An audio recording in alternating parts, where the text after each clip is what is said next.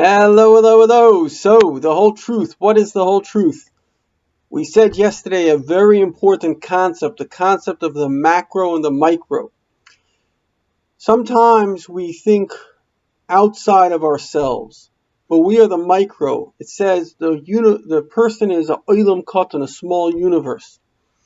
Ultimately, we don't have control over the macro. In fact, the macro reality created you.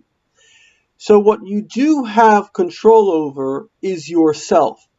And it's very, very important not to be a sucker. You know, politics, unfortunately, uses hate in order to suck people in. Hate is a very, very negative emotion. There was once a very great man, I forget his name. It says in the Tanakh, in the prophets, that his wisdom, he was so wise. Imagine the times of King David, how many wise people there were, that he was considered like a prophet. And he unfortunately sided with Avshalom, which was the son who made a coup against David. And eventually David had sent in a spy and convinced Avshalom to attack David in an open warfare. And this guy was so smart, he knew that they would lose. And so he went home and he committed suicide. But before he committed suicide, he said three things. One of the things he told his kids was, don't be involved in arguments. These things can take over a person's basically whole persona. You know, it's terrible to have to use Hitler as an example, but that's exactly what he did. He imbued otherwise normal Germans. There was a 50% intermarriage rate in Germany. It wasn't so different to America.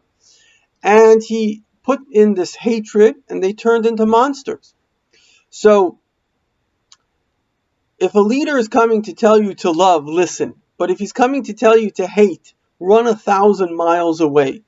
Because that is just somebody who's trying to use your emotions for his gain. As we saw clearly with Hitler, you could see it on the movies, Star Wars, etc. Or, the Dark Lord. They use people and then they'll discard them the second the people are not of use. Because these people, they have no inner heart. They don't have the sense. All of us have really, in a way, two major drives. We have the drive for love and compassion and unity. And then we also have the drive for power and supremacy. And these are opposite drives.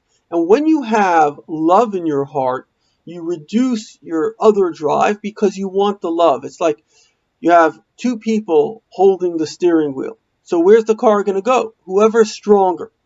So sometimes it's not a question of who's stronger. It's a question if one person lets go of the wheel, then the other person easily takes over the wheel. The same thing, every human being would like to have love and compassion and unity.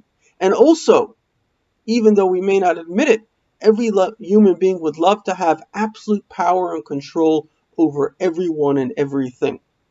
But the thing is that when our emotion of love and unity is strong, so that pushes away that other emotion.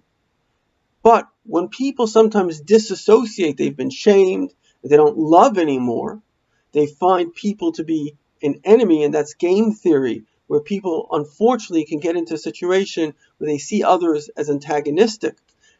5%, even in America, which is a pretty nice society, 5% of people suffer from social anxiety, which is just fear of people.